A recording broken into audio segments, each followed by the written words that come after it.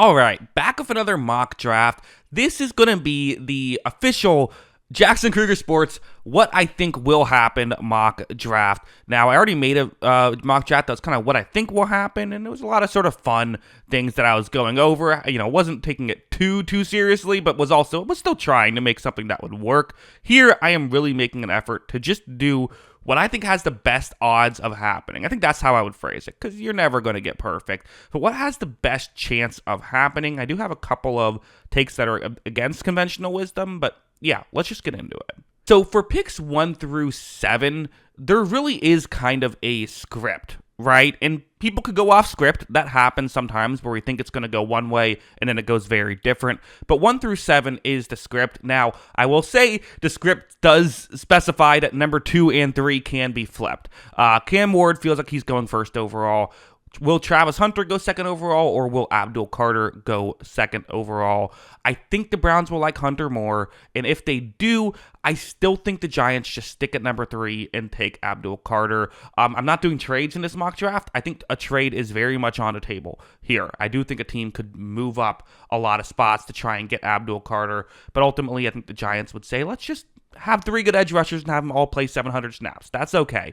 I do think the Patriots go Will Campbell at 4, who, again, is he worth the 4th overall pick? That's a debate people are having, but ultimately, he's someone who can help out Drake May, and that's kind of what they need right now. Mason Graham at pick number 5 for the Jaguars. That feels like, him, Ashton Genty to the Raiders, and Armin Amembo to the Jets. Feels like just about everybody is predicting those 3 picks. They're 3 players who are worth those picks and also fill positions of need, so that just makes sense to me. Pick 8 is my first real deviation from what people are saying. I think a lot of people feel like the draft starts at 8. Where are the Panthers going to go? Nobody really knows because they have so many needs. It's just who they value more. A lot of people are going defense. I see a lot of Jalen Walker talk here. I just don't think they're going to do that. I think that they need a number 1 receiver, and you have Ted McMillan, who, if he falls to 8, is worth that pick. I think they've seen in their own division guys like Chris Olave, guys like Drake London, guys like Mike Evans from way back in the day. These are first-round picks that have really blossomed to good players. The Panthers know they need a player like that, so that's what I think that they try and do with McMillan, so that's why I have him there. Number 9, I think I ultimately am going to buy into the Shedeur Sanders to the Saints stuff. I was still on the fence right when it started to get announced because I was like, well, Carr's still under contract for 2 years. Like, that's a long time to expect a quarterback to sit. It happens, right? The Packers had a quarterback sit for longer than that. But ultimately, I think you're kind of eating into too much of the rookie deal if you're doing that. But also, like, you want to get the franchise moving forward, and this could be a way to potentially do it. With Carr getting injured now for the good part of next season, it might just be time to turn the corner and let Sanders play. I don't think they have to do it. I don't think it's a guarantee, but I can definitely see it. Number 10, Jalen Walker is, again, I'm viewing him as an edge. He's the top edge on the board. I don't know if this is how Chicago would view this or who they would want if they go edge. I do think they ultimately do go edge here, though, so it's more about the position than the player. I do think Jody Barron goes 11 to the 49ers. That just makes sense to me. Good scheme fit, good player, position of need, everything checks out. Matthew Golden for the Cowboys, who I don't think this is something they have to do. I've seen a lot of people mock this, and it does seem like something they would be willing to do. I think he's a good player, so, I wouldn't hate it if it happens, certainly. Number 13, Will Johnson to the Dolphins. Again, they really need a corner now, making sure that they keep him on, get him to help him, work get him on the roster. I think he could be a great player for them. Everyone's breaking Tyler Warren to the Colts. I am not clever. I am going with the same thing. For the Falcons, I am ultimately saying this is finally the year they go with an edge rusher. Mike Green is the guy who I think that they would value the most in that situation, so they get him at 15.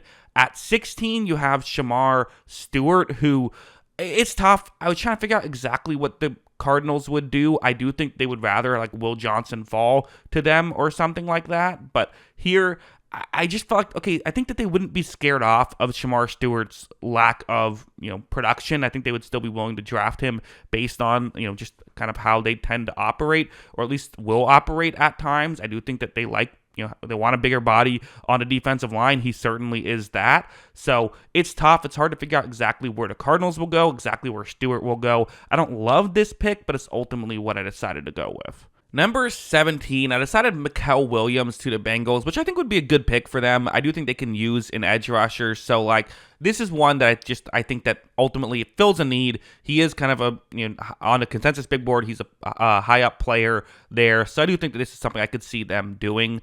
For the Seahawks, again, I didn't love this. I decided to just go with Kelvin Banks Jr. and say, let's just see if they can make one of these guys work at guard. I think maybe you try and put Banks at guard, see if that works. They desperately need interior offensive line help. Banks is a natural tackle, but maybe you try something like this because they have Abraham Lucas and Charles Cross at the tackle position, but their interior stinks. So, I don't know. It's weird, but that's what I went with there. Jahad Campbell to the Buccaneers. This feels like it's going to happen.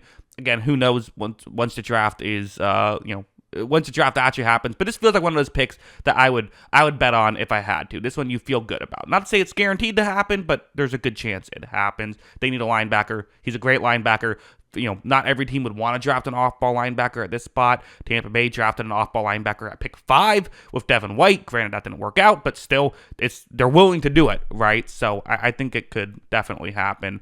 We've also seen them draft a tight end in the first round. They're willing to do that kind of thing, so I think it'll happen. And I think he's a great player. Worth the 19th overall pick. Amarian Hampton to 20. Yeah, this is something I didn't really think about right away, but the more and more of these mock draft reviews I do, I'm just like, I see these, I'm like, it just makes sense, right? Sean Payton values the running back position. People really do view Hampton as a potential game changer, and if he is a game changer, yes, they probably could use a receiver, but ultimately, this is how Sean Payton wants to operate. He wants to run the ball and then run play action off of it. That's how he schemes things up. And I think that, in that Bills game, you could look at it and say, well, the receivers couldn't win one-on-ones. I think he might look at it and say, well, my running game wasn't good enough to consistently win and force the Bills to have to go all out to defend a run, which is why my receivers couldn't win one-on-ones. So I could definitely see this happening. The Steelers, we have to talk about a bit. They are a team that, a lot of people are predicting quarterback. Well, for one thing, Shadur Sanders is off the board. I don't know if NFL teams view Jackson Dart as a first-round pick. I just don't. And I also think that the Steelers have that Aaron Rodgers thing. Is he going to, what's going to happen there remains to be seen. But ultimately, I think Josh Simmons could be a fine tackle for them. They could use a tackle. They lost Dan Moore Jr. in the offseason. I think this is probably what ends up happening here. Colston Loveland's been getting mocked a lot to the Chargers. I don't think this is a guarantee. 19, Jahad Campbell to the Buccaneers. I'm like, yeah, that just makes sense. That's what they would want to do. I don't know if the Chargers are going all out to get a receiving tight end at pick 22. This doesn't fully fit the entire way that they're built, but I just think that he's a good enough receiving tight end that they'll say, you know what, let's just make this move. They could do something different. They for sure could, but that's where I'm going with. And then the Packers, who they were the toughest one to pick, I think. The Packers, I have no idea what they need to do because they honestly have a pretty complete roster right now. There isn't a great need. I just want James Pierce Jr. I think that they could use an edge rusher. I know Lucas Van Ness is still there, but you can have 3 players play snaps, and I think Pierce would be a great player for them. So that's kind of what I decided to go with. Then you have Malachi Starks, who I just think would fit well for the Vikings and would be a good player for them. That one, I don't think I have to talk about too much. That just kind of makes sense. Final 8 here. So I went with Gray Zabel, kind of the next offensive lineman off the board for the Texans. I do think that they would like to have an offensive lineman who could help them out. That makes sense. The Rams I really struggled with as well. They were another team that was tough because I'm like, I strongly considered Walter Nolan, but I was just like, because that's kind of how they operate, right? They tend to just try to draft best player available, but I just ultimately felt like, I don't know. I think that it would be hard to get Nolan enough snaps to justify a first round pick on him. I decided to go with a bit of a reach and go with Trey Amos, who the reason why I went with Trey Amos instead of maybe some other corners that people think are higher, the way the Rams operate, they value production so much. Amos was great last year at Ole Miss.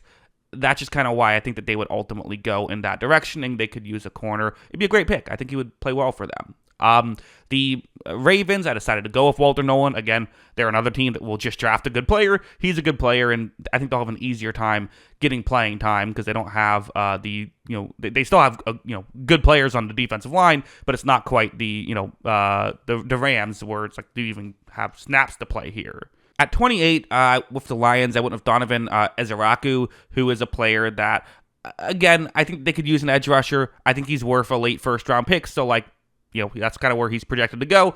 All that just kind of makes sense to me. 29 for the Commanders, Nick Emanuwere, who... The question I have with the Commanders is how much do they feel like they need to improve the secondary? For me, I'm like, a lot. That's a big issue, but I don't know if they fully view it that way. However, ultimately, there isn't like a great edge rusher still on the boards, so maybe they could go receiver, but I think they would still go with Nick Emanuwere here, but who knows how it'll work exactly. For the Bills, I think that they would like to go secondary, but again, some of the secondary players are off the board. There still are some good players that they could go with here, but aside just Kenneth Grant, they could use another guy in the interior. Again, he'll get snaps there. He'll be a good player for them, so just kind of, and I think this is something they value as well, so decided to go with him there, and I think he's just a good player.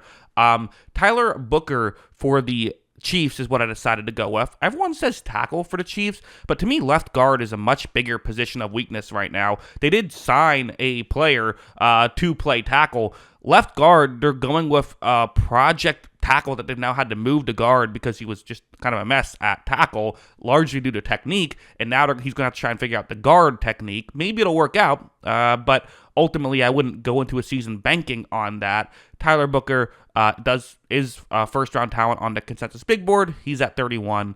Let's just do that. Finally, and he's a good pass blocking guard as well, which is obviously what they value. 32, so this is going to get some eyebrows raised, but for one thing, I don't, a lot of people predicted like Walter Nolan or maybe even like a Derek Harmon could go here at pick 32. I don't view the Eagles' defensive line as this massive, they have massive, holes in the defensive line. Yes, they have lost some good players, but they were already loaded there. So while they do like to constantly have guys they can shift in and out, if the right guy's available, they'll take one. But I don't think they're going to reach on one. And quite frankly, they could use another receiver. They could use a number 3 receiver because usually it's, Goddard is the third option. But, what if someone gets hurt? Or what if you just want to have 4 options? I think getting someone like, a right receiver of this caliber here at pick 32, that's just worth it for me. So ultimately, yeah, I think that's what I would predict to happen. I'm sure a lot of this will be wrong. We'll see if one of my bold predictions ends up being correct. I was trying to be not too crazy with this, so let me know in the comments below. Again, I feel like usually in these things, you tend to not pay attention to the ones you agree with and only pay attention to the ones you disagree with. So let me know your thoughts, positive or negative, on this mock draft. Always love hearing from you. And of course, as always, thanks for watching.